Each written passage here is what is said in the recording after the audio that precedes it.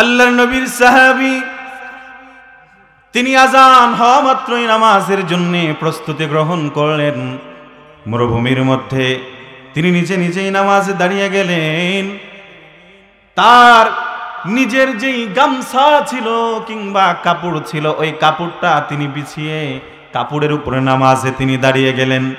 মুসলমান যারা চিৎকার মেরে বলবেন তারা এ মুসলমান, আল্লাহ তাআলা আপনাকে আমাকে এত দামি বানিয়েছেন, আমি আর আপনি এত দামি নবীর উম্মত। আল্লাহ তাআলা গোটা পৃথিবীটাকে আমার আপনার জন্য নামাজের জায়নামাজ বানিয়ে দিয়েছে।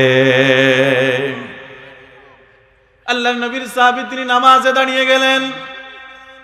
নামাজে দাঁড়িয়ে যখন আল্লাহু আকবার বললেন, তাকবীরে তাহরিমার মাধ্যমে তিনি আল্লাহু আকবার বলে নামাজ যখন শুরু করলেন, মুসলমান যারা চিৎকার মেরে বলবেন তারা আল্লাহু আকবার বলে নামাজ শুরু করার পরে প্রথমে কি পড়তে হয়?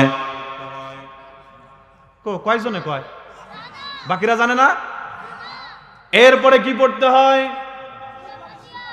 এরপরে সূরাতুল ফাতিহা পড়তে হয়। সূরাতুল ফাতিহা শেষ করে একটা সূরা মিলানো দরকার আছে না নাই? আরো জোরে বলেন আছে না নাই?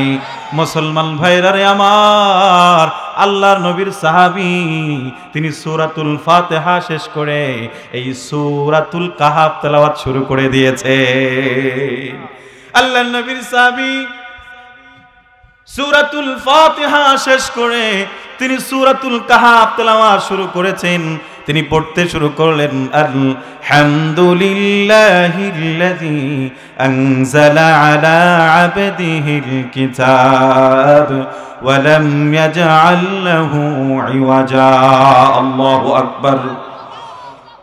যখন তিনি সূরাতুল কাহাফ তেলাওয়াত শুরু করেছেন, আল্লাহর নবীর সাহাবী তিনি লক্ষ্য করলেন মাথার উপরে বিশাল একটা মেঘখণ্ড আল্লাহর নবীর সাহাবীর মাথার উপরে ছাতি হয়ে দাঁড়িয়ে গিয়েছে।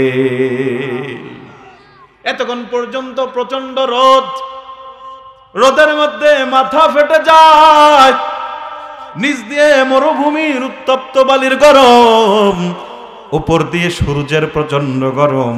কিন্তু যখন আল্লাহর নবীর সাহাবী তিনি সূরা ফাতিহা শেষ করে যখন তিনি সূরাতুল কাহাফ তেলাওয়াত শুরু করেছেন, আল্লাহ তাআলা এই সূরাতুল কাহাফের বরকতে তার মাথার উপরে মেঘটাকে ছাতি বানিয়ে দিয়েছে। আল্লাহর নবীর সাহাবী আশ্চর্য হয়ে গেলেন।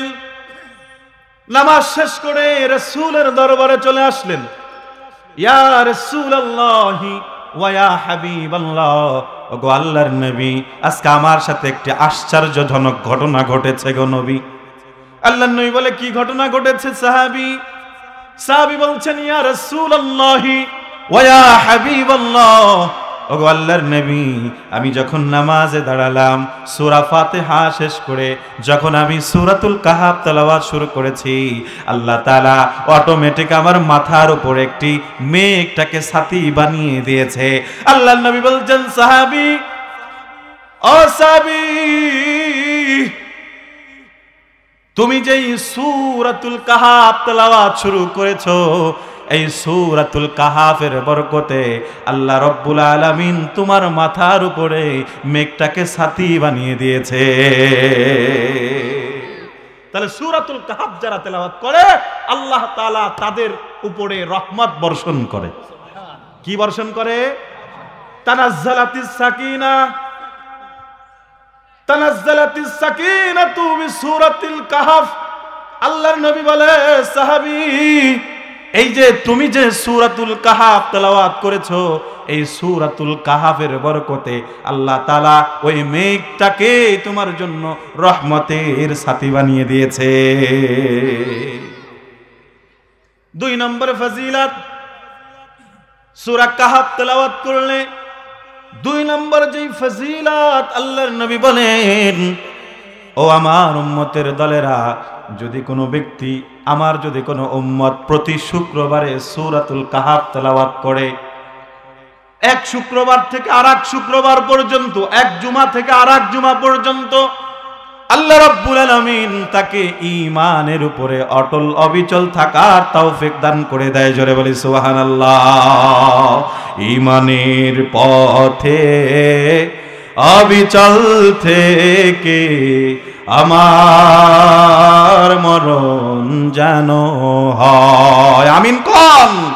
তোমার কাছে মিনতি আমার,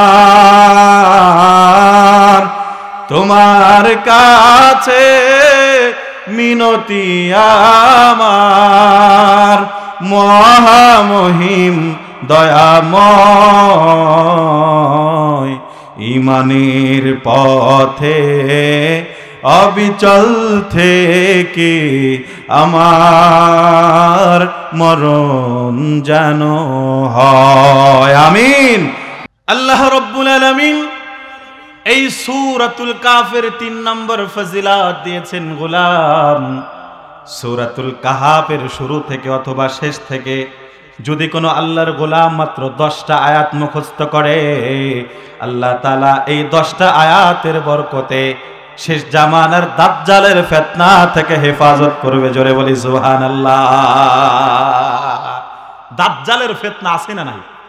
আরো জোরে বলেন আছে না নাই? রাসূলের এই হাদিস দ্বারা মুফাসসিরিন ইকরাম এবং মুহাদ্দিসিন ইকরাম দুই দিকে ব্যাখ্যা করেছেন। কেউ বলেছেন দাজ্জাল দ্বারা এখানে হাকিকি দাজ্জাল উদ্দেশ্য, আবার কেউ বলেছেন দাজ্জাল দ্বারা দাজ্জালের প্রতিকৃতি উদ্দেশ্য। এর মানে হলো শেষ জামানায় এমন কিছু মানুষ আসবে, এমন কিছু যন্ত্রপাতি আসবে, এমন কিছু কৌশল আসবে, এমন কিছু মানুষের ফিতনা আসবে যেগুলো দাজ্জালের ফিতনা হবে, যার জ্বলন্ত দৃষ্টান্ত আমরা পেয়েছি। আপনারা দেখেছেন রিসেন্টলি মাত্র কয়েকদিন আগে আমার সৌদি আরব, ইসলামী বিশ্বের রাজধানী সৌদি আরব, এই সৌদি আরবে বাদশা কি যেন নাম, মোহাম্মদ বিন ফয়সাল না, এই মোহাম্মদ জাহান্নামের কীট, এই জাহান্নামের কীট নরপিচাস সৌদি আরবের মতো গোটা বিশ্বের রাজধানী, ইসলামের রাজধানী সৌদি আরবের জেদ্দায় না রিয়াদে কাবা ঘর যেই মডেলে, ওই কাবা ঘরের আদলে একটি স্টেট বানিয়েছে, মঞ্চ বানিয়েছে। আর সেই মঞ্চে গোটা পৃথিবীর নায়িকা আর গায়িকা, ল্যাংটা উলঙ্গ নায়িকার গায়িকাদের মঞ্চ দিয়ে গান গাইয়েছে। এগুলোই দাজ্জালের ফিতনা, এগুলোই দাজ্জাল। আজকে অসংখ্য প্রমাণ আমরা পাচ্ছি শেষ জামানায় দাজ্জালের আবির্ভাবে। আমার দেশে কয়েকদিন আগে দেখলাম সন্তানের হাতে মা খুন, সন্তান নিজের প্রেমিকাকে পাওয়ার জন্য মাকে খুন করছে। আছে না নাই? কথা বলেন আছে না নাই? আল্লাহ আমাদেরকে এই দাজ্জালের ফিতনা থেকে হেফাজত করবেন। কাজ করতে হবে একটা, সেই কাজটা কি? সূরাতুল কাহফের শুরু অথবা শেষ থেকে 10টা আয়াত মুখস্থ করতে হবে। এই 10 আয়াত যদি নিয়মিত তেলাওয়াত করতে পারি, আল্লাহ সুবহানাহু ওয়া তাআলা এই আয়াতগুলোর ওসিলায় আমাদেরকে দাজ্জালের শেষ জামানার ফিতনা থেকে হেফাজত করবেন। সকলে পড়ি সুবহানাল্লাহ। এবার আসুন আমার ভাইরা, আরেকটা ফজিলত বলে সূরাতুল কাহফের মূল আলোচনার মধ্যে ঢুকে যাব। আরেকটা ফজিলত হলো সূরাতুল কাহফের গোটা কোরআনুল কারীমের মধ্যে 114টা সূরা, এই 114টা সূরার 113টা সূরা হযরত জিবরিল আমিন একা একা এসে বিশ্ব নবীর দরবারে নাজিল করেছেন। কিন্তু একমাত্র সূরা সূরাতুল কাহফ, যেই সূরাটা নাজিল করতে গিয়ে জিবরিল আমিন 70,000 ফেরেশতার বাহিনী সাথে করে এনে তারপরে বিশ্ব নবীর দরবারে নাজিল করেছে।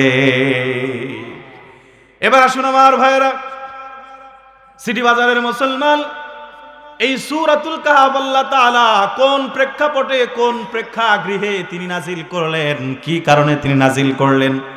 কারণ কোন কাজ তো যারা বিজ্ঞজন তারা কোন কাজ উদ্দেশ্য ছাড়া করে না, লক্ষ্য ছাড়া করে না। কথা বলেন না কেন? বাংলাদেশের একজন প্রখ্যাত সাহিত্যিক, ভাষা সাহিত্যিক, নাম হলো ডক্টর শহীদুল্লাহ, তিনি বলেছিলেন লক্ষ্যহীন মানুষ কান্ডারিবিহীন নৌকার নাই। এর মানে হলো যদি কোনো মানুষের লক্ষ্য না থাকে, ও কেমন যেন একটা এমন ডিঙ্গি নৌকা যেই নৌকার কোনো মাঝি নাই, মাল্লা নাই, দাঁড় নাই। মুসলমান বলেন তো দেখি, এই যে মধুমতি নদী আপনাদের পার্শ্ববর্তী মধুমতি নদী, এই মধুমতি নদী এক ঘাট থেকে আর এক ঘাটে যদি আপনি একটি নৌকা পৌঁছাতে চান, কিন্তু ওই নৌকার যদি কোনো মাঝি না থাকে, মাল্লা না থাকে, দাঁড় যদি না থাকে, বলেন তো দেখি কিয়ামত হয়ে যাবে, কিন্তু নৌকা কিন্তু ওই ঘাটের মধ্যে পৌঁছবে না। কথা বলেন ঠিক কিনা? ডক্টর মোহাম্মদ শহীদুল্লাহ বলছেন, দুনিয়ার মানুষ আমরা যে যেই কাজ করি না কেন প্রত্যেকটা কাজের পিছনে আমাদের লক্ষ্য থাকে। আর আল্লাহ হলেন সবচেয়ে বড় জ্ঞানী, তিনি হলেন আহকামুল হাকিমিন। আল্লাহ তাআলা কোনো কাজ, কোনো কথা, কোনো সূরা তিনি বিনা কারণে নাজিল করবেন, এটা কল্পনাও করা যায় না। কথা বলেন না কেন? এই সূরাতুল কাহফ আল্লাহ তাআলা কি কারণে নাজিল করলেন, কি জন্য নাজিল করলেন আমার ভাইরা? এই সূরাতুল কাহফ নাজিলের প্রেক্ষাপট আমি সংক্ষিপ্ত আকারে আপনাদেরকে একটু শোনাবো, এরপরে আমি আমার মূল আলোচনার মধ্যে ঢুকে যাব। আমার ভাইরা, আল্লাহর নবী বিশ্ব নবী মুহাম্মদুর রাসূলুল্লাহ সাল্লাল্লাহু আলাইহি ওয়াসাল্লামকে আল্লাহ তাআলা যখন নবুয়তের দায়িত্ব দিলেন, রিসালাতের দায়িত্ব দিলেন, আল্লাহর নবী নবুয়তের রিসালাতের দায়িত্ব পাওয়ার পরে তিনি তার উম্মতদের মাঝে তিনি নবুয়তের কার্যক্রম শুরু করে দিলেন। আমার ভাইয়েরা, রব্বুল আলামিন বলছে, ইয়া আইয়ুহান নাবিয়্যু ইন্না আরসালনাকা শাহিদান ওয়া মুবাশশিরান ওয়া নাযীরা ওয়া দাঈয়ান ইলাল্লাহি বিইذনিহি ওয়া সিরাজাম মুনীরা। আল্লাহু আকবার বলেন। আল্লাহ বলছে, রাসূল আমি আপনাকে কয়েকটা উদ্দেশ্যে পৃথিবীতে প্রেরণ করেছি, তার মধ্যে একটা উদ্দেশ্য হলো ওয়াদাইয়ান ইলাল্লাহ, আপনি দাঈ ইলাল্লাহ, আল্লাহর দিকে আহ্বানকারী হবেন। আপনি মানুষদেরকে আমার দিকে ডাকবেন। কার দিকে ডাকবেন? আরো জোরে বলেন, কার দিকে ডাকবেন? মুসলমান, যিনি আল্লাহর দিকে মানুষদেরকে ডাকে তাদেরকে দাঈ ইলাল্লাহ বলা হয়। যেমন আমার দেশে তবলিগ জামাত আছে না নাই? কথা কন না কেন? তবলিগ জামাতের ভাইরা এরা কার দিকে ডাকে? কোন নেতার দিকে, কোন দলের দিকে? কার দিকে ডাকে? আরো জোরে বলেন, কার দিকে ডাকে? আল্লাহর দিকে ডাকে। কিন্তু আমার এই তবলিগ জামাতের ভাইরা যারা নিজের খেয়ে, নিজের পড়ে, নিজের জান মালকে ব্যয় করে আল্লাহর রাস্তায় সময় দেয়, এর মানে হলো মানুষদেরকে আল্লাহর দিকে আহ্বান করে, আল্লাহর দিকে ডাকে। কিন্তু আমার জামানায় এমন কিছু মানুষ আছে যারা এই তবলিগ জামাতের ভাইদেরকেও দেখতে পারে না। আছে না নাই? অনেকেই কয় ওরা যায় হলো পিকনিক করতে, কয় কি কয় না? কথা কন। আমি দুই হাত তোমার পায়ে দিয়ে বলছি, ভাই মুরব্বী বাজান, যুবক ভাই, যারা বলেন তবলিগ জামাতের লোকেরা পিকনিক করতে যায়, আমি বিনয়ের সাথে বলছি আপনি 3 দিনের জন্য একটু পিকনিক করতে যান। আপনি পিকনিকের মজাটা একটু চেখে আসেন, আপনি একটু যান। আশা করছি 3 দিনে পিকনিকে যাবেন, 3 দিন দিয়ে যখন ফিরে আসবেন আপনার ধারণা চেঞ্জ হয়ে যাবে ইনশাআল্লাহ। কথা বলেন না কেন? পৃথিবীতে এমন কোন দল নাই যারা নিঃস্বার্থভাবে আল্লাহর দিকে মানুষদেরকে ডাকে। এটা ওয়ানলি ওয়ান তাবলিগ জামাত, যারা নিজের খেয়ে, নিজের পড়ে, নিজের সময় ব্যয় করে মানুষদেরকে আল্লাহর দিকে ডাকে। এই তবলিগ জামাত নিয়েও বর্তমান একটি কুচক্র মহল এই তবলিগ জামাতের যে একটা অবস্থান আছে, এই অবস্থানকে নষ্ট করার জন্য চেষ্টা করে যাচ্ছে। আমরা দোয়া করি আল্লাহ তাআলা আবার তবলিগ জামাতকে সাবেক রূপে ফিরিয়ে দিন। সকলে বলুন আমিন। আল্লাহ রাব্বুল আলামিন কোরআনে কারীমের মধ্যে অন্য আয়াতের মধ্যে বললেন, ফাসদা বিমা তুমার ওয়া আ'রিদ আনিল মুশরিকিন। পয়গম্বর, আপনার কাছে আমি আল্লাহ তাআলা যেই প্রত্যাদেশ করেছি, যেই বাণীগুলো আমি আল্লাহ তাআলা নাজিল করেছি, আপনি এই বাণীগুলোকে মানুষের সামনে প্রকাশ করেন। ওয়া আ'রিদ আনিল মুশরিকিন, আর আপনি এই দাওয়াত দিতে গিয়ে, বাণীগুলো পৌঁছাতে গিয়ে কাউকে ভয় করবেন না, আপনি মুখাফেকি হবেন না কারো দিকে। কারণ আপনি যখন কোরআনের দাওয়াত দিবেন তখন এক শ্রেণীর মানুষ আপনার বিরুদ্ধে উঠে পড়ে লাগবে। কথা বলেন আছে না? আল্লাহর নবী দাওয়াত দিয়েছেন, এ মুসলমান, কোরআনের দাওয়াত যখন আপনি দিবেন আপনার সবচেয়ে কাছের মানুষটাই আপনাকে সর্বপ্রথম আঘাত করবে। কথা বলেন না কেন? এই যে আল্লাহর নবীর চাচা আবু লাহাব, আমি আজকে আপনাদেরকে গুরুত্বপূর্ণ একটা তথ্য দিব যা আগে হয়তো আপনারা শুনেন নাই। এই আবু লাহাবের সাথে আল্লাহর নবীর সম্পর্ক ছিল 4 দিকের সম্পর্ক। কয়টা সম্পর্ক? 4টা সম্পর্ক। রক্তের সম্পর্ক আবু লাহাব, নিজের চাচা আবু লাহাবের রক্তই তো আল্লাহর নবীর শরীরের মধ্যে। 2 নম্বর হলো এই আবু লাহাব আল্লাহর নবী বিশ্ব নবীর জন্মের পরে সবচেয়ে বেশি খুশি হয়েছে। আবু লাহাব এত খুশি হয়েছে যে নিজের দাসীটাকে আজাদ করে দিয়েছে। কথা বলেন না কেন? 3 নম্বর আবু লাহাব আল্লাহর নবী বিশ্ব নবী রহমাতুল লিল আলামিনের সম্পর্কে বিয়াই লাগতো, কারণ আল্লাহর নবীর 2 কন্যা আবু লাহাবের 2 ছেলে বিয়ে করেছিল। 4 নম্বরে আবু লাহাব এবং আল্লাহর নবী এই 2 জনের ঘর একসাথে মিশা ছিল। আল্লাহর নবী এবং আবু লাহাবের ঘরের মধ্যে পার্থক্য শুধুমাত্র একটা দেওয়াল। দেওয়ালের এই পারে রাসূল বসবাস করে, দেওয়ালের ওই পারে আবু লাহাব বসবাস করে। কিন্তু আমার ভাইরা বলেন তো দেখি, এই আবু লাহাবের কাছে যখন আল্লাহর দাওয়াত দেওয়া হয়েছে, এক আল্লাহর দিকে আবু লাহাবকে যখন ডাকা হয়েছে, এই আবু লাহাব সর্বপ্রথম আমার নবীর উপরে পাথর নিক্ষেপ করেছে। কথা বলেন ঠিক কিনা? শুধু পাথর নিক্ষেপ করে ক্ষান্ত হয় নাই। তাব্বান্নাকা লিহাযা জামাতানা ইয়া মুহাম্মদ, ও মুহাম্মদ, এই জন্যই বুঝি তুমি আমাদেরকে ডেকেছো, তুমি ধ্বংস হও। এই জন্য বলছিলাম মুসলমান ভাইরা আমার, যে বা যারা যখন আল্লাহর দিকে মানুষদেরকে ডাকবে, তখন ওই সময়কার আবু লাহাব, ওই সময়কার আবু জাহেল, ওই সময়কার উতবা সাহেবা, ওলীদ ইবনে মুগীরারা ওই আল্লাহর দিকে আহ্বানকারীদের বিরোধিতায় নেমে যাবে। মুসলমান ভাইরা আমার, যেহেতু আমার নির্দিষ্ট সময়, আমার পরে প্রধান মেহমান যিনি তিনি আলোচনা করবেন, এজন্য বিস্তারিত কথা বলার সময় আমার হাতে নাই। এবার আসুন তো, আল্লাহ তাআলা কোরআনে কারীম এই সূরাতুল কাহাফ নাজিল করলেন কারণ কি?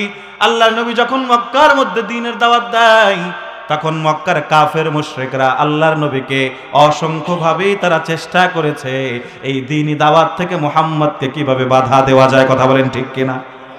কিন্তু মুসলমান বলেন তো দেখি, যে বাজারা যারা হক্কানে আলেম হয়, ইসলাম প্রচারকারী হয়, এরা যখনই দ্বীনের দাওয়াত দিবে, এদের বিরোধিতায় কিছু শ্রেণীর আবু লাহাব উতবা সাহেবারা নামবে, কিন্তু এরা জীবনেও জীবন দিয়ে দিবে, ফাঁসির কাষ্টে ঝুলবে, এরপরেও তারা এই আল্লাহর রাস্তা থেকে ফিরবে না। কথা বলেন ঠিক কিনা? একবিংশ শতাব্দীর শ্রেষ্ঠ মুফাসসির আল্লামা দেলাওয়ার হুসাইন সাইদি রাহিমাহুল্লাহ দীর্ঘ 13টা বছর জেলের অন্ধকার প্রকাশের মধ্যে কাটিয়েছে, জালিমদের সাথে আপোষ করে নাই। কথা বলেন না কেন? অবশেষে তাকে হসপিটালের মধ্যে শহীদ করা হয়েছে চক্রান্ত করে। কথা বলেন, এই রক্তের বিনিময়, এই জীবনগুলোর বিনিময় এই দেশে একদিন ইসলামের রাজ কায়েম হবে ইনশাআল্লাহ। আজ কাল পরশু হোক, আসবে রে বিজয়, একদিন আসবে রে বিজয়। কথা বলেন না কেন? আজ কাল পরশু হোক, আসবে রে বিজয়, একদিন আসবে রে বিজয়। কালেমার সঙ্গীন হাতে নিয়ে বাধার সাগর পাড়ি দিয়ে, কালেমার সঙ্গীন হাতে নিয়ে বাধার সাগর পাড়ি দিয়ে করব করব করব জয়। আজ কাল পরশু হোক, আসবে রে বিজয়, একদিন আসবে রে বিজয়। ঠিক কিনা আমার মুসলমান ভাইরা? আল্লাহর নবীকে বাধা দেওয়া হলো, আল্লাহর নবী বাধা মানে না, দ্বীনের দাওয়াত তিনি দিয়েই চলছেন, মুসলমানের সংখ্যাও বেড়ে চলছে। এবার কাফের মুশরিকরা চক্রান্ত করে, ওরা ষড়যন্ত্র করে। দেশীয় ষড়যন্ত্রই যখন পেরে ওঠে না, তখন তারা বহির্বিশ্বের সহযোগিতা ভাড়া নেয়। কথা কম না কেন মুসলমান? আমার দেশে উম্মতের উলামায়ে কেরামকে কত ভাবে বাধা দেওয়া হলো, কিন্তু যখন এই বাধাগুলো যখন উম্মতের উলামায়ে কেরাম মানে না, তখন আমাদের স্বৈরা শাসকরা, প্রতিবেশী বন্ধু প্রীতম, আসলে ওরা তো বন্ধু না, ওরা সবচেয়ে নিকৃষ্ট শত্রু। কথা বলেন ঠিক কিনা? এই প্রতিবেশী শত্রু দেশের কাছে গিয়ে ওরা নতুন নতুন তথ্য আর উপদ্রব ভাড়া করে এনে এদেশের মুসলমানদেরকে গালি দিয়েছে। কখনো লাজাকার বলেছে, কখনো জঙ্গিবাদ বলেছে, কখনো মৌলবাদ বলেছে। কথা বলেন না কেন? অথচ স্বাধীনতার পর থেকে নিয়ে আজ পর্যন্ত বঙ্গবন্ধু শেখ মুজিবুর রহমানকে হত্যা করেছে যারা, এরা মাদ্রাসার আলেম উলামা ছিল না। কথা বলেন না কেন? শেখ শহীদ জিয়াউর রহমানকে যারা হত্যা করেছিল এরা কোন মাদ্রাসার ছাত্র ছিল? কোন আলেম ছিল? জাতীয় 4 নেতাকে যারা হত্যা করেছিল এরা কোন মাদ্রাসার ছাত্র ছিল? কথা বলেন না কেন? সাগর রুনিকে যারা পিটিয়ে পিটিয়ে হত্যা করেছিল এরা কোন মাদ্রাসার ছাত্র? এই মিয়াদের এত আবেগিত ভালো না। খাদিজাকে যারা কুপালো, ইউনিভার্সিটির ক্যাম্পাসে যারা খাদিজাকে কুপিয়ে কুপিয়ে রক্তাক্ত করলো এরা মনে হয় মাদ্রাসার ছাত্র ছিল। কথা বলেন না কেন? মুসলমান, এদেশে অসংখ্য সোলার বাস চুরি হয়েছে, ভ্যান চুরি হয়েছে, নসিমন চুরি হয়েছে। কোন চুরির সাথে উলামা ইকরামের সম্পর্ক আছে?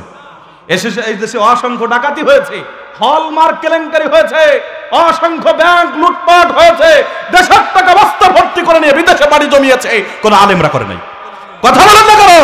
রূপসা থেকে পাটুরিয়া, সুন্দরবন থেকে বান্দরবান পর্যন্ত একটা প্রমাণ দেখাতে পারবে না এদেশের কোন নিগৃহীত কাজের সাথে উলামা ইকরামের সম্পৃক্ততা আছে। কথা বলেন না কেন?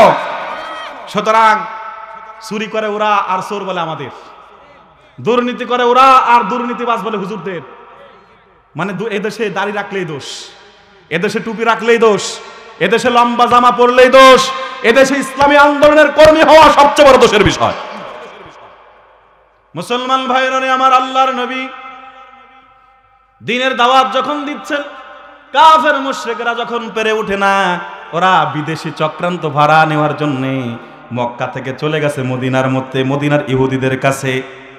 কারণ আল কুফরু মিল্লাতুন ওয়াহিদা, গোটা পৃথিবীর যারা কুফরি আছে, কুফরি শক্তিগুলো আছে, ইসলাম বিরোধী শক্তিগুলো, এরা এক হয়ে যাবে। আল্লাহর নবী হাদিসের মধ্যে বলেছেন, ইউশিকুল উমাম আনতাদা আলাইকুম কামা তাদা আল আকালাতু ইলা কসাতিহা। কিয়ামতের আগে এমন একটা সময় আসবে যখন আমার উম্মতদেরকে দস্তরখানের মধ্যে রেখে গোটা পৃথিবীর ইহুদি খ্রিস্টানরা, গোটা পৃথিবীর ইসলাম বিরোধী শক্তিরা আমার উম্মতকে চাবিয়ে চাবিয়ে খাবে, চিবিয়ে চিবিয়ে তারা খাবে। কথা বলেন ঠিক কিনা? মুসলমান ভাইয়েরা আমার, মক্কার মুশরিকরা চলে গেল মদিনার ইহুদিদের কাছে। ও ইহুদি জাতি ভাইয়েরা, আমরা এসেছি, আমাদের দেশে নতুন এক নবী হয়েছে, নাম হলো মুহাম্মদ, বাপের নাম হলো আব্দুল্লাহ। ও বলে ও নাকি নতুন নবী হয়েছে, আল্লাহ ওকে নবুয়াত এবং রিসালাত দান করেছে। আমরা তো অনেক বাধা দেওয়ার চেষ্টা করেছি, আমাদের বাধা মানে না। তোমরা এমন কিছু কৌশল আমাদের বলে দাও, এমন কিছু প্রশ্ন আমাদের শিখিয়ে দাও, যেই প্রশ্নগুলো মুহাম্মদকে করলে মুহাম্মদ সত্য নবী না মিথ্যা নবী এটা প্রকাশিত হয়ে যাবে। মদিনার ইহুদিরা বলছে, ঠিক আছে, আমি তোমাদেরকে তাওরাত থেকে 3টা প্রশ্ন শিখিয়ে দিব, এই 3টা প্রশ্ন তোমরা মুহাম্মদকে করবা। মুহাম্মদ যদি এই 3টা প্রশ্নের উত্তর দিতে পারে তাহলে বোঝা যাবে মুহাম্মদ সত্য নবী, মুহাম্মদকে কেউ বাধা দিতে পারবে না। আর এই 3টা প্রশ্নের যদি উত্তর দিতে না পারে বোঝা যাবে মুহাম্মদ হলো ভণ্ড নবী। জোরে বলে নাউজুবিল্লাহ। মুহাম্মদ ভণ্ড নবী, আর জোরে ভণ্ড নবী। আমরা ঈমান এনেছি মুহাম্মাদুর রাসূলুল্লাহ আমাদের জান, আমাদের কলিজা। কথা বলেন না কেন? আমানতু বিল্লাহি ওয়া মালাইকাতিহি ওয়া কুতুবিহি ওয়া রাসূলি। রাসূল আছে না নাই? এই রাসূলের মধ্যে আমার রাসূল আছে না নাই? মুসলমান ভাইরা আমার, ওরা 3টা প্রশ্ন শিখিয়ে দিল। এবার আল্লাহর নবীর কাছে মক্কার কাফেররা মদিনার ইহুদিদের কাছ থেকে 3টা প্রশ্ন ভাড়া করে নিয়ে মক্কায় আমার নবীর দরবারের মধ্যে চলে আসলো। মুহাম্মদ, আমরা তোমাকে 3টা প্রশ্ন করতে চাই, এই 3টা প্রশ্নের যদি তুমি উত্তর দিতে পারো মুহাম্মদ আমরা মেনে নিব তুমি সত্য নবী, আর যদি তুমি উত্তর না দিতে পারো তাহলে তুমি ভণ্ড প্রতারক। এটা আমরা মক্কার অলিয়ার গলির মধ্যে টিন পিটায় বলে দিব। মুসলমান ভাইরা আমার, আল্লাহর নবী বলছে তোমরা প্রশ্নগুলো করো। ওরা একটা করে প্রশ্ন শুরু করলো। 1 নম্বর প্রশ্ন, মুহাম্মদ আমাদের 1 নম্বর প্রশ্ন হলো, তুমি বলো পৃথিবীতে এমন কোন রাজা ছিল, এমন কোন বাদশাহ ছিল গোটা পৃথিবীতে যিনি রাজত্ব করেছেন, গোটা পৃথিবীতে যার বাদশাহী ছিল, গোটা পৃথিবীতে তার নেতৃত্ব কর্তৃত্ব ছিল, তার নাম কি?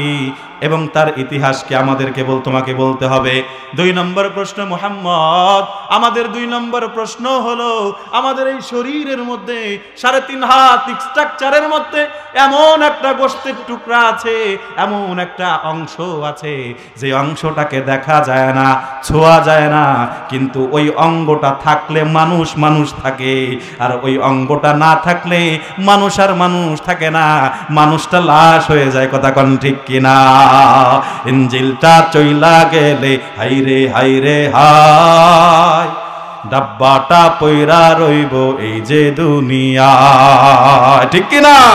ইঞ্জিনটা চইলা গেলে হাইরে হাইরে হায়, ডাব্বাটা পয়রা রইব এই যে দুনিয়ায়। সাদের দেহে খানি মাটিতে বিছায়, বন্ধু বান্ধব কেউ রইব না, হাইরে হাইরে হায়, ইঞ্জিনটা চইলা গেলে হাইরে হাইরে হায়, ডাব্বাটা পয়রা রইব এই যে দুনিয়ায়, ঠিক কিনা? আপনারা বিরক্ত হচ্ছেন?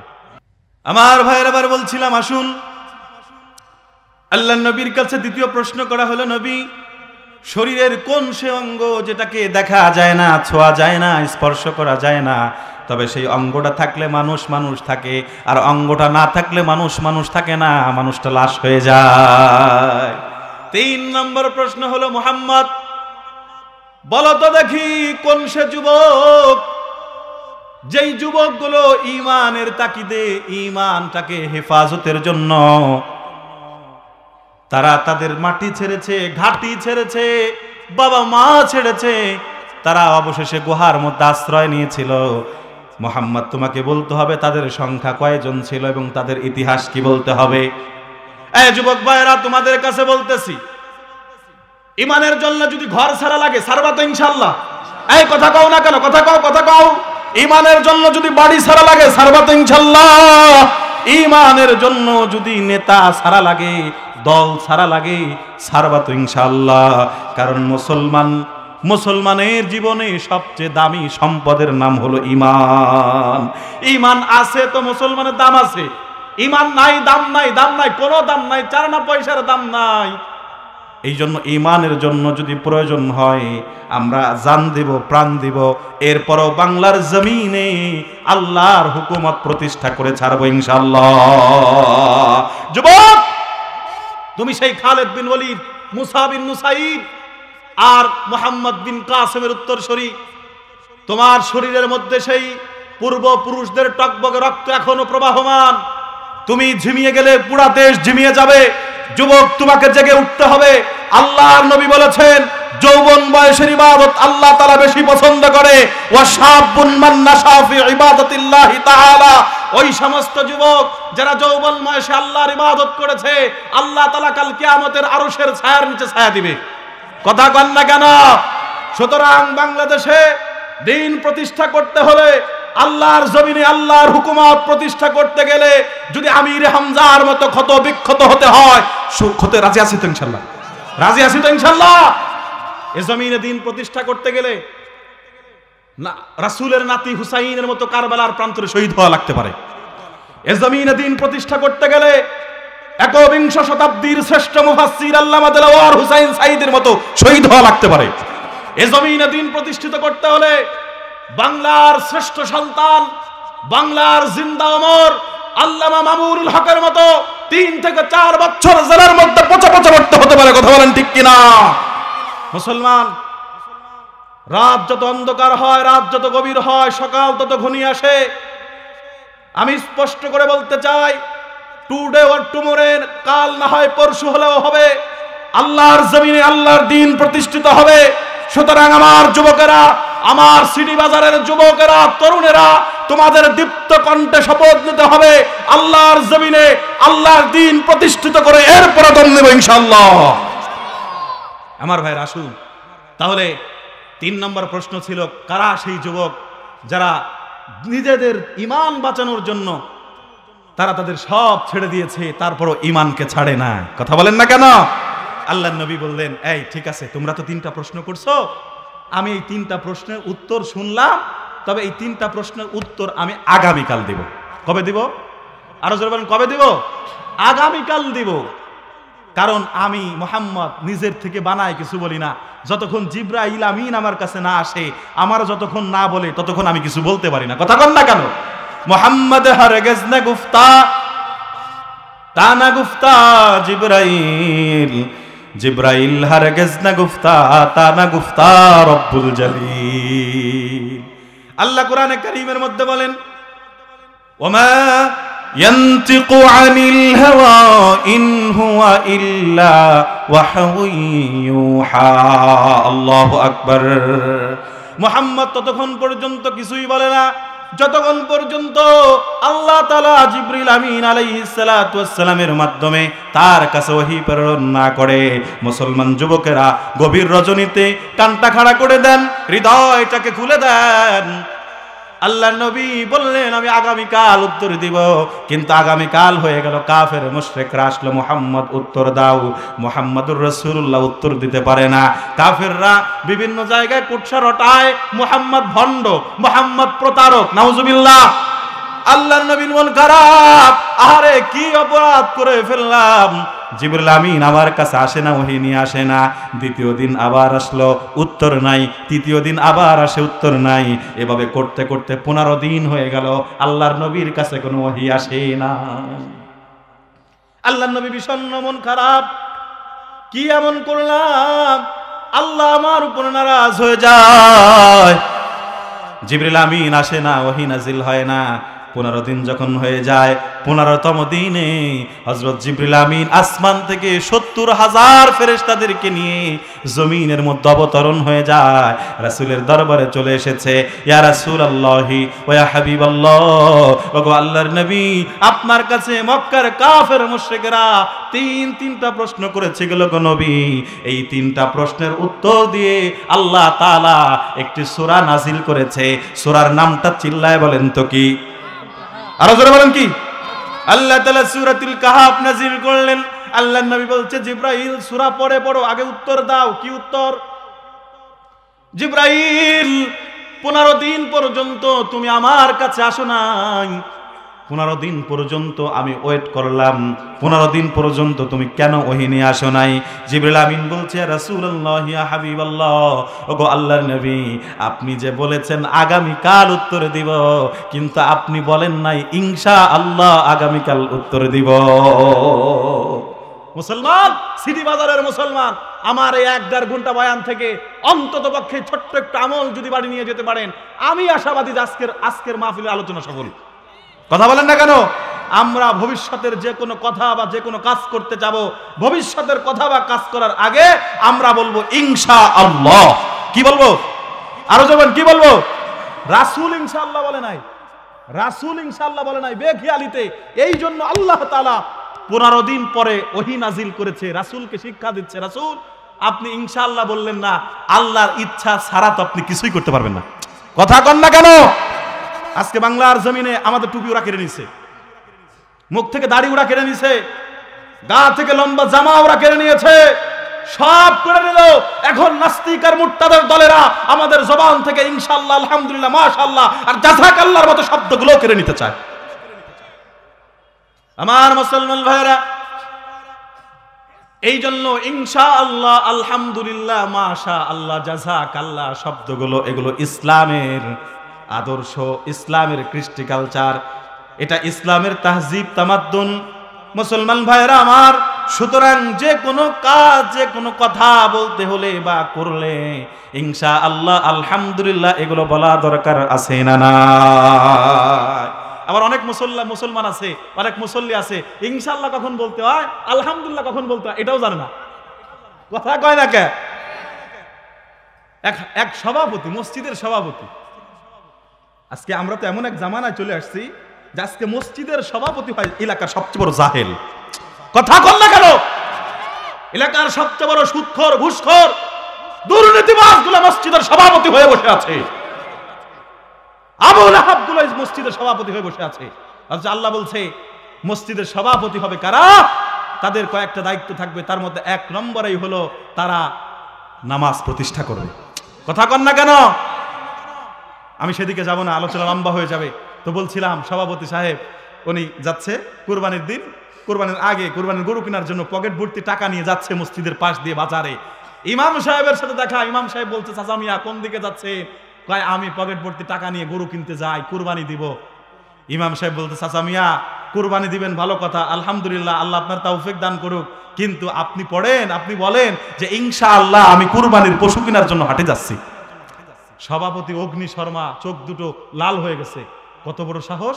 আমাদের খায়, আমাদের পড়ে, আমাদের বেতন ছাড়া পেটে ভাত চায় না, ও আমারে জ্ঞান শিখাবার আসে, কত বড় সাহস! এরকম কিছু মূর্খ আছে না নাই? কথা বলে আছে না নাই? এরা শুধু মূর্খ না, এরা জাহেলে মুরাক্কাব। এরা কি? আমি আমার ভাষায় বলি জাহেলে মুরাক্কাব। জাহেলে মুরাক্কাব কি জানেন? বলে ও যে জানে না, কি জানে না তাও জানে না, বুঝে না। ও যে জানে না, ও যে জানে না এটাও জানে না, ও এরকম জাহেলে মুরাক্কাব। তো এই সমস্ত কিছু জাহেলে মুরাক্কাব মার্কা সভাপতি এলাকায় আছে না নাই? তো সভাপতি সাহেব যখন এই ধমক দিছে ইমাম সাহেবরে, ইমাম সাহেব বুঝছে যে জাহেলে মুরাক্কাবের সাথে মরা যাবে না, ও যাক যা করে করুক গে। তো সভাপতি সাহেব চলে গেছে বাজারে। বাজারে গিয়ে গরু টিপে টিপে সবকিছু দেখে গরু একটা পছন্দ হয়েছে, দাম দর সব ঠিক, গরুর রশিও ধরছে, ধরে এবার পকেটে হাত দিছে, টাকা বের করতে গেছে, দেখে টাকা নাই। টাকা নাই, কই গেল? এবার গরুওয়ালা টাকা চাইতেছে, মিয়া টাকা দেন। দামাদামি করছেন, এবার গরুর টিপা টিপে সবকিছু দেখছেন, রশি গরুর রশি নিছেন, টাকা দেন। সভাপতি সাহেবের মুখ কালা, লজ্জিত, লাঞ্ছিত, অপমানিত, পকেটে তো টাকা নাই, কিছু বলারও ভাষা নাই। ও বুঝে ফেলছে। বুঝার পরে এখন গরুওয়ালা বলতেছে, মিয়া পকেটে টাকা না নিয়ে ফুটঙ্গির মারাতে আসেন না। সভাপতি সাহেবের মন খারাপ করে খালি হাতে ফিরে যাচ্ছে, আবার সেই মসজিদের সামনে দিয়ে ইমাম সাহেব ধরছে, কি সভাপতি সাহেব গরু কই? এবার কোথায় ভাতিজা ইনশাআল্লাহ গরু চুরি, কি টাকা চুরি হয়ে গেছে, ভাতিজা ইনশাআল্লাহ টাকা চুরি হয়ে গেছে। আহা, তাহলে এই দেশের মুসলমান সব জানে, আর্টস, কমার্স, ফিজিক্স, সায়েন্স সব জানে, কিন্তু আল্লাহর কোরআন জানে না। আল্লাহর কোরআন জানে না। আল্লাহর কোরআনের এলেমের দন্যতা এ জাতির মুসলমানের মধ্যে রন্ধ্রে রন্ধ্রে পৌঁছে গিয়েছে। এ জাতির রগে শাহরগে পড়তে পড়তে কোরআনে এলেমের দন্যতা এমন ভাবে পৌঁছেছে যে এলাকার মাতুব্বর, সর্দার, চেয়ারম্যান, মেম্বার সব হয় মূর্খ, নামাজ পড়তে পারে না, প্রস্রাব করে কুলুক করে না, এরকম মূর্খ আর অপবিত্রগুলা এলাকার চেয়ারম্যান আর এমপি হয়ে বসে থাকে। কথা কন না কেন? সবাই না, আপনাদের এলাকার মানুষগুলো ভালো, এটা আমাদের ওই দিকের মানুষ, এটা আপনাদের এলাকার মানুষ। আপনার আবার মাইন্ড করেন না, তারপর মাইন্ড টাইন করলে রাত্রিবেলা আবার জবাব দেবেন না, পথে তাটকাবে না। হুজুর আপনার আমাদের এলাকায় এসে আমাকে অপমান করে যান, কত বড় সাহস আপনার! মুসলমান ভাইয়ের আমার গভীর মনোযোগ। আল্লাহ নবীকে আল্লাহ তাআলা শিক্ষা দিলেন, নবী আপনি ভবিষ্যতের যে কোনো কথা বলবেন, কাজ করবেন, এই সমস্ত কাজ করা কথা বলার আগে ইনশাআল্লাহ আপনি বলবেন। কথা বলেন ঠিক কিনা? ইল্লা আইয়াশা আল্লাহ। এবার আসেন, তিনটা প্রশ্নের উত্তর দিচ্ছে, আমরা তিনটা প্রশ্নের উত্তর শুনবো ইনশাআল্লাহ। তিনটা প্রশ্নের একটার উত্তর আমি দিতে পারবো না, কারণ সেই সময় আর আমার হাতের নাই, বুঝছেন? যাই হোক, যতটুকু পারি আমরা আগাবো ইনশাআল্লাহ। এক নম্বর আসেন, এক নম্বর প্রশ্ন কি ছিল জানেন? এক নম্বর প্রশ্ন হলো, নবী আপনি বলেন পৃথিবীতে কোন সে বাদশা গোটা পৃথিবীতে রাজত্ব করেছে, গোটা পৃথিবীর পড়তে পড়তে যার রাজত্ব ছিল, কিন্তু আজকে সে নাই, বলেন তার নাম কি, তার ইতিহাস কি? মুসলমান আপনারা বলেন তো দেখি, পৃথিবীতে বড় বড় রাজা বাদশা আসছিল আর গেছিল, আছে না নাই? ফিরাউন বিশাল বড় রাজা, বিশাল বড় রাজা। ইউযাব্বিহুনা আবনাআকুম ওয়া ইস্তাহয়ুনা নিসাআকুম। এত বড় প্রভাব প্রতিশালী, প্রতিপত্তিশালী রাজা, এত বড় ক্ষমতাধীন প্রভাবশালী সম্রাট ফিরাউন চায় তো বনি ইসরাইলের যুবকগুলোরে, সন্তান, পুরুষ সন্তানগুলো, ছেলে সন্তানগুলোরে কতল করে হত্যা করে আর মেয়েগুলোর জীবিত রাখে। মুসলমান, এ মুসলমান, ফিরাউন পৃথিবীতে ছিল কিন্তু এখন আছে, আরো জোরে বলেন আছে। মুসলমান, ক্ষমতা চিরদিন থাকে না। আল্লাহ তাআলা বলে, আল মালু ওয়াল বানুন জিনাতুল হায়াতিদ দুনিয়া। এই যে মাল, ধন, সম্পদ, আত্মীয়, পরিবার, পরিজন, এগুলো সব হলো দুনিয়ার মরীচিকা। কথা বলেন না কেন? এগুলো হলো পরীক্ষা। আল্লাহ পরীক্ষা করে আল্লাহ তাআলা ঈমানদারদেরকে পরীক্ষা করবে, কখনো কখনো আল্লাহ তাআলা বালা মুসিবত দিয়ে পরীক্ষা করে, কখনো ব্যবসায় ধস নামায়া আল্লাহ তাআলা পরীক্ষা করে। যেমন অন্য আয়াতের মধ্যে আল্লাহ তাআলা বলে, ওয়ালানাবলুওয়ান্নাকুম বিশাইইম মিনাল খাউফি ওয়াল জু'i ওয়া নাকসিম মিনাল আমওয়ালি ওয়াল আনফুসি ওয়াস সামারাত ওয়া বাশশিরিস সাবিরিন। আল্লাহু আকবার বলেন। হয় নাই আরো জোরে আল্লাহু আকবার। আমার আফসোস লাগে যে মুসলমানের জবান দিয়ে আল্লাহু আকবার তাকবীর বের হয় না। ওর শরীরের রক্ত নিয়ে টেস্ট করে দেখা দরকার, ডিএনএ টেস্ট করতে হবে ও আসলেই মুসলমান না মুনাফিক। মুসলমান ভাইরা রে আমার, রব্বুল আলামিন দুনিয়ায় বিভিন্ন ধরনের বালা মুসিবত দিয়ে যেমন পরীক্ষা করে, ঠিক তেমনি ভাবে কখনো কখনো ধন সম্পদ দিয়েও আল্লাহ তাআলা পরীক্ষা করে। কথা কন না কেন? মুসলমান আল্লাহ তাআলা কারুনকে সম্পদ দিছিল অনেক। কত সম্পদ জানেন? তাফসীরের কিতাবগুলোর মধ্যে লেখা হয় 55,000 একর সম্পদের মালিক আল্লাহ তাআলা কারুন রে বানাইছিল। কিন্তু কারুন যখন আল্লাহর রাস্তায় দান করার প্রশ্ন উঠেছে, কারুন দান করে নাই। কারুন দান না করার কারণে আল্লাহ তাআলা শুধু কারুন রে না, কারুনের সম্পদ সহ মাটির নিচে দাবাই দিছে। মুসলমান ভাইরা আমার, এই জন্য মাল সম্পদ চিরদিন থাকে না, থাকবেও না। কথা কন না কেন? এ মুসলমান, আপনি চলে যাবেন, শুধুমাত্র 3.5 টুকরা কাফনের কাপড়, সাদা কাপড়, এতটুকুই আপনার সাথে যাবে, আর কিছু সাথে যাবে না। যদি কিছু যায় সেটা হলো আপনার নেক আমল। কথা কন ঠিক কিনা?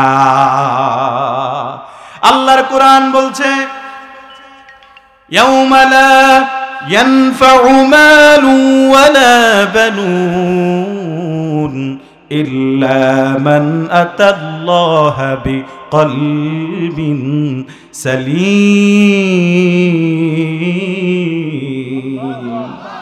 আল্লাহ কয় কাল কিয়ামতের ময়দানে ধন সম্পদ কোনো কাজে আসবে না। এই মুরব্বি উঠে গে, উনি মনে কিছু বুঝছে। উনি কিছু বুঝছে না, এই জন্য উঠে যাইতেছে। আপনাদের আমি একটা দায়িত্ব দিব। এতক্ষণ আমার ওয়াজ শুনছেন, আমার প্রতি ভালোবাসা আছে আপনাদের? হ্যাঁ, আমার এই ভালোবাসা থেকে আপনাদেরকে আমি একটা দায়িত্ব দিব। যেই বান্দা আল্লাহর যেই গোলাম টুপ করে উঠে যায় পলাবার যাবে, আপনার আদবের সাথে মোহাব্বতের সাথে ওরা একটু ধরে নামাই দিবেন, উঠতে দিবেন না। এতটুকু দায়িত্ব পারবেন তো ইনশাল্লাহ?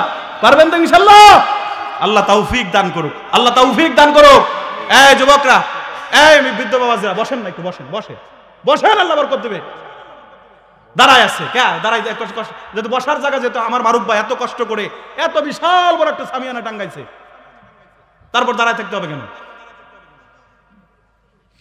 মুসলমান ভাইরা আমার, তাহলে আল্লাহ রাব্বুল আলামিন বলে, গোলাম, দুনিয়ার ধন সম্পদ, দুনিয়ার আত্মীয় পরিবার পরিজন, এগুলো কাল কিয়ামতের ময়দানে কোনো কাজে আসবে না। যদি কাজে আসে তো শুধুমাত্র তোমার নেক আমল। কথা কোন ঠিক কিনা? আমার ভাইরা, কাল কিয়ামতের ময়দানে জান্নাতের দরওয়াজায় লাগবে তালা, জাহান্নামের দরওয়াজা হবে খোলা। বান্দার জীবনে লেগে যাবে বড় জ্বালা। সেই দিন চিনবে না কোনো মামা খালা। কথা কন না কেন? বান্দা দৌড়ায় চলে যাবে মার কাছে, মা, ও মা।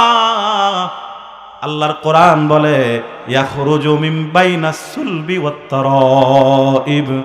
আল্লাহ তাআলা পুরুষের মেরুদণ্ড থেকে এক ফোঁটা নাপাক পানি বের করে দিয়ে তোমার রেহেমের মধ্যে প্রবেশ করিয়েছে মা। সেই নাপাক পানি থেকে আমাকে সৃষ্টি করেছে। আমি আস্তে আস্তে দিনকে দিন বড় হতে লাগলাম। একদিন 2 দিন করে বড় হতে লাগলাম। পাকিস্তানের একজন অন্যতম ডাক্তার তারেক মাসউদ, উনি উনার কিতাবের মধ্যে, হ্যাঁ, আরে দিবানে এত পাগল হয়েছেন কে? আমার কি এখনই শেষ করে দিতে পারেন নাকি? হ্যাঁ, মুসলমান ভাইরা রে আমার, এত চালাক দেখছেন আপনার এলাকার মানুষ। ও মুসলমান, গভীর মনোযোগ রে বাজান। একজন মায়ের কথা আমি আপনাকে শোনাচ্ছি। একজন মা আপনার জন্য কি কষ্ট করেছে। গভীর রজনী মনটাকে নরম করেন, এই চোখটাকে আমার দিকে দেন, কানটাকে খাড়া করে দেন। আল্লাহ তাআলা একজন মায়ের কলিজা, এই যুবক, আমার কথা বুঝে আসে না, কথা উঠে গেল, আপনাকে একটা দায়িত্ব দিছিলাম না? এই দায়িত্ব যদি পালন না করতে পারেন আমার কোন হুজুর আপনি নামে যান। উঠবি 1 নম্বরে 1 নম্বর। হ্যাঁ ঠিক আছে ঠিক আছে। মুসলমান রাগ হইছেন আপনারা? রাগ হইছেন? আল্লাহ কবুল করুক, আল্লাহ ভালোবাসা কবুল করুক, কোরআনের জন্য কবুল করুক। মুসলমান বৃদ্ধ বাবাজিরা, যুবক ভাইরা গভীর মনোযোগ। বলছিলাম আল্লাহ তাআলা সন্তানের পাটাকে মায়ের কলিজার নিচে লাগায় দেয়। ডক্টর তারেক মাসউদ পাকিস্তানের বড় ডাক্তার, তিনি লিখছেন একটা সন্তান যখন 6 মাস থেকে বড় হয়, 6 মাস থেকে 10 মাস পর্যন্ত এই 4 মাসের মধ্যে কমপক্ষে একজন মায়ের কলিজার মধ্যে 4000 বার লাথি মারে। কয় হাজার বার? এ মুসলমান, আমি বড় হুজুর মুফতি সাহেব, আমি আমার পার কলিজার মধ্যে 4000 বার লাথি মারছি। এই হাজী সাহেব, গাজী সাহেব, চেয়ারম্যান, মেম্বার, মাতবার, আপনি আপনার মায়ের কলিজার মধ্যে 4000 বার লাথি মেরেছেন। ডক্টর তারেক মাসউদ তিনি লেখেন, আরে শুধু 4000 বার তাই নয়, এই 4000 বারের মধ্যে এমন কিছু ঐতিহাসিক লাথি আছে যেই লাথিগুলো মারার পরে মা দাঁড়িয়েছিল, বাচ্চা এমন ভাবে লাথি মারছে কলিজার মধ্যে, এই মা দাঁড়ায় থাকতে পারে না,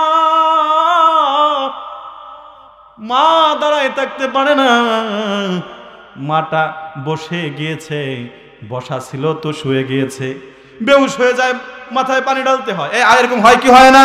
মুসলমান, মা ভক্ত সন্তান, মনটাকে নরম করেন বাজান, দেখেন 2 ফুটো চোখের পানি আসতে পারে কিনা।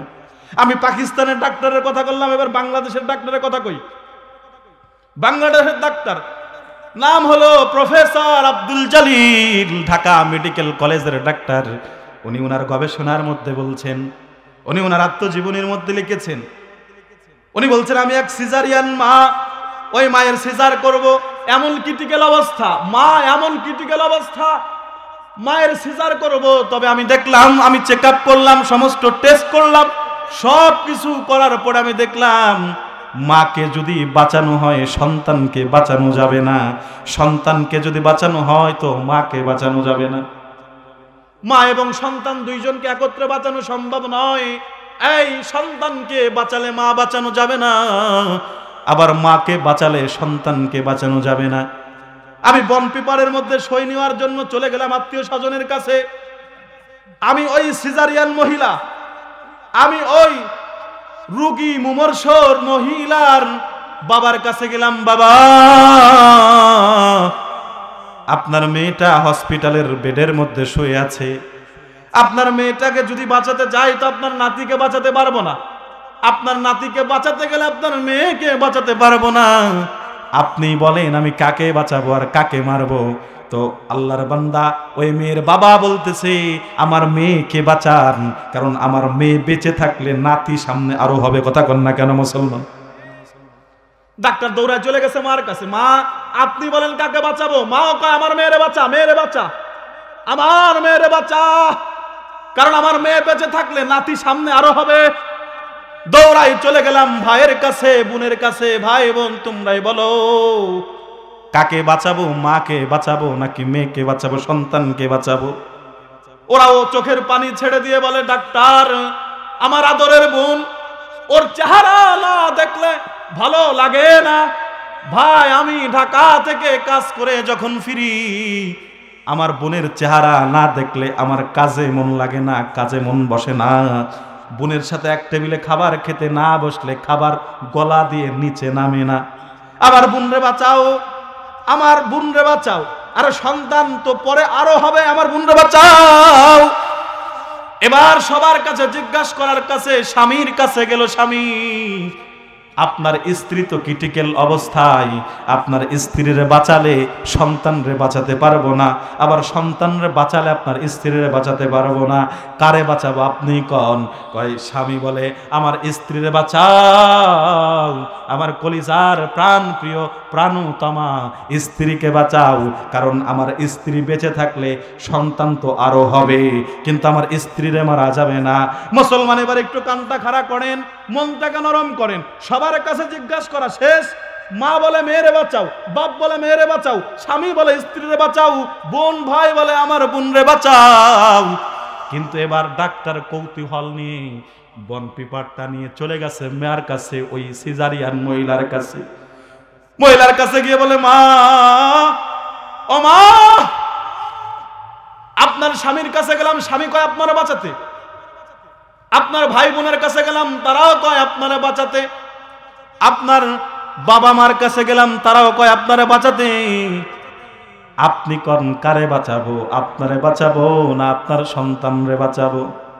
এ পুরুষ বাবাজিরা, আপনারাই বলেন তো দেখি, আমাদের জীবনের সবচেয়ে দামি হলো আমাদের জান। কথা কন না কেন? কথা কন না কেন মুসলমান? জান তো আছে, মাতব্বর আছে, জান আছে তো মেম্বারি আছে, জান আছে তো সর্দারগিরি আছে, জান আছে তো সব আছে, জান নাই তো কিচ্ছু নাই। কথা কন না কেন? কিচ্ছু নাই। জান নাই তো ওই যে খাটিয়ার মধ্যে পড়ে থাকতে হবে, একটা কবরের মধ্যে নিয়ে আপনাকে শোয়া মাটি দিয়ে নিয়ে চলে আসা হবে। তো মায়ের কাছে যাওয়ার পরে মাকে যখন বলা হয় আপনারে বাঁচাবো না আপনার সন্তানরে বাঁচাবো, মা চোখের পানি ছেড়ে দিয়ে কয়, ডাক্তার, আমি দুনিয়ার আলো দেখেছি, বাতাস দেখেছি, দুনিয়ার সব ভোগ করছি, দুনিয়ার মা দেখছি, বাপ দেখছি, সব দেখছি, দুনিয়ার সব দেখা আমার শেষ, কিন্তু আমার পেটের মধ্যে যে সন্তান, ও দুনিয়ার আলো দেখে নাই, বাতাস দেখে নাই, ও কোনোদিন সন্তান ডাক নাম শুনে নাই। ও ডাক্তার, আমারে মেরে ফেলেন, আমারে মেরে ফেলেন, প্রয়োজন হলে আমারে যদি 100বার মারতে হয় 100বার আমারে মারবেন, কিন্তু আমার কলিজার টুকরা সন্তানটারে মারবেন না। সেই মায়ের সন্তান আপনি। আমি আমার মায়ের কথা বলছি। এতিম, আমি এতিম। আমার যেই দিন জন্ম ওই দিন আমার বাবা মারা গেছে। আমার পৃথিবীতে আসার, আমার বাবা পৃথিবী থেকে যাওয়া, এই দুইজনের আসা যাওয়ার মাঝে সময়ের ব্যবধান 1 থেকে 1.5 ঘন্টা। সেই দিন থেকে আমরা 7 ভাই বোন, আমার বড় 6টা বোন, আমি সবার ছোট। আমার আব্বা যে বুড়ি বুড়ি অনেক জমি জাতি রেখে গেছে, অনেক টাকা পয়সা রেখে গেছে তা না। আমার মারে দেখছি পরের বাড়ি থেকে কাজ করে আসছে, ফ্যানের ভিতরে ভাত নিয়ে আসছে, সেই ভাত খেয়ে মাদ্রাসায় গেছি, সেই ভাত খেয়ে পড়ালেখা করছি আমরা। এরকম দেখছি রক্তের পর রক্ত, মা না খেয়ে থাকছে, কিন্তু আমাদের মলিন মুখ মা দেখতে পারে নাই, মা দেখতে পারে নাই। মুসলমান ভাইরা রে আমার, একজন মা তার সন্তানের জন্য কি পরিমাণ কষ্ট করে মুসলমান, আমার থেকে বেশি কেউ জানে না, কারণ আমি নিজেই তো সাক্ষী, আমি নিজেই দেখছি। মুসলমান, আজকে সেই মাটা কবরের মধ্যে, সেই মাটা আজকে বিছানার মধ্যে অসুস্থ হয়ে পড়ে আছে, আছে না নাই? কথা বল না কেন? এই কথা বল না কেন? সেই মা আজকে বিছানার মধ্যে প্রস্রাব পায়খানা করে, সেই মা আজকে কবরের মধ্যে শুয়ে আছে। এ মুসলমান, শীতের দিন, শীতের পোশাক ছাড়া আমি আর আপনি ঘুমাইতে পারি না। রাত্রে কম্বল একটা হলে শীত বেশি লাগে, তো আরেকটা আনি, আরেকটা আনি। আগের মানুষ কাঁথা দিয়ে ঘুমাইছে, তো কাঁথা থেকে লেপ তৈরি হয়েছে, লেপ থেকে বিদেশি কম্বলের ব্যবস্থা হয়েছে মুসলমান। কিন্তু আপনার সেই মা, যেই মার কথা এতক্ষণ বললাম, ওই মারে তো ওই বাঁশঝাড়ের নিচে ঘুমায় রেখাইছেন 10 বছর আগে, 20 বছর আগে। খোঁজ খবর নিছেন? এই নিছেন খোঁজ খবর? আপনার মা কোন হালাতে আছে খোঁজ খবর আপনি নিতে পারেন নাই।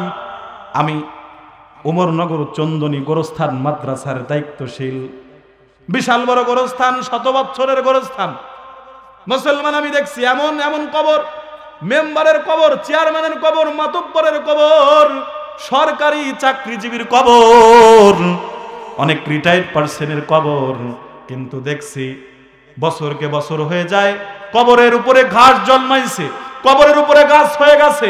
এ মুসলমান, একটা লোক খুঁজে পাওয়া যায় না যেই লোকটা কবরের উপর থেকে ঘাসগুলো কাটবে। কথা বল না কেন মুসলমান? আমি নিজে দেখছি, নিজে এমন কবর দেখছি, এলাকার সবচেয়ে সম্মানিত ব্যক্তির কবর, যার 4টা সন্তান, আরে 4টা, 3টা, 4টা সন্তান, কেউ বিদেশ থাকে তো কেউ দেশের মধ্যে ভালো ভালো চাকরি করে, কিন্তু মুসলমান আমি দেখছি ওই লোকটার কবর বছরকে বছর চলে যায়, কিন্তু ওই কবরের পাশে দাঁড়ায়া সূরা ফাতিহা পড়ার মতো ব্যক্তি খুঁজে পাওয়া যায় না। আছে না ভাই? আমি আপনাদেরকে কুড়িগ্রামের সেই আব্দুল জলিলের কথা বলি। আব্দুল জলিল আপনার আমার মতো একজন বাবা, এই নিজে খেয়ে না খেয়ে, পড়ে না পড়ে 4টা সন্তানরে মানুষ করেছে, 2টা বিদেশ, তো 2টা দেশে। একটা তিতুমির কলেজের প্রফেসর, আর একটা সরোয়ার্দী উদ্যান মেডিকেল কলেজের ডাক্তার। দুইটা সন্তান বিদেশ, একটা সুইডেনে তো একটা মালয়েশিয়ায়। এ মুসলমান, সে আব্দুল জলিল মৃত্যুবরণ করার পরে আব্দুল জলিলের লাশটা যেই খাটের উপরে শোয়ানো ছিল, সাংবাদিকরা রিপোর্ট করছে আব্দুল জলিলের মাথার নিচ থেকে টান দিয়ে বালিশটা সরাই ফেলছে। স্ত্রীকে জিজ্ঞাসা করে, এই বালিশ সরাইছো কেন? কয়, এই বালিশ যদি বেশিক্ষণ থাকে ওর মাথার নিচে তো বালিশের মধ্যে তাসির পড়বে, আসর পড়বে। কথা কন না কেন? কারে খাওয়াচ্ছেন, কারে পড়াচ্ছেন? আপনার মরার পরে মাথার নিচে বালিশ থাকতে দিবে না, টান দিয়ে সরাই ফেলবে।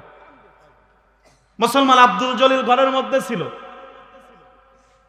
আকাশটা মেঘলা, প্রচন্ড মেঘ, বৃষ্টি পড়ে, বৃষ্টি পড়বে পড়বে, আকাশ মেঘাচ্ছন্ন। আব্দুল জলিলের লাশটা উঠানের মধ্যে, খাটিয়ার মধ্যে শোয়ানো হয়েছে।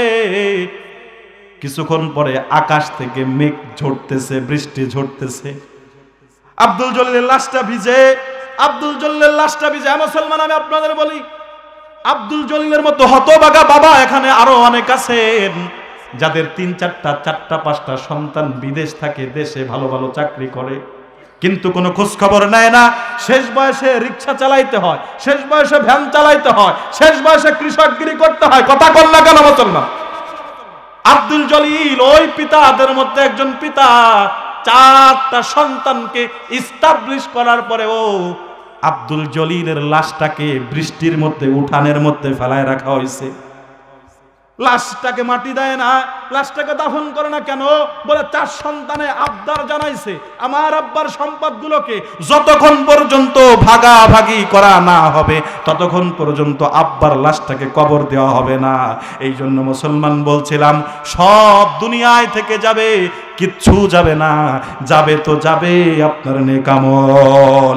कैसे कैसे ताजदारो बादशाह चल बसे, ও খাজিনা বালা খানা শান শৌকত क्या हुई।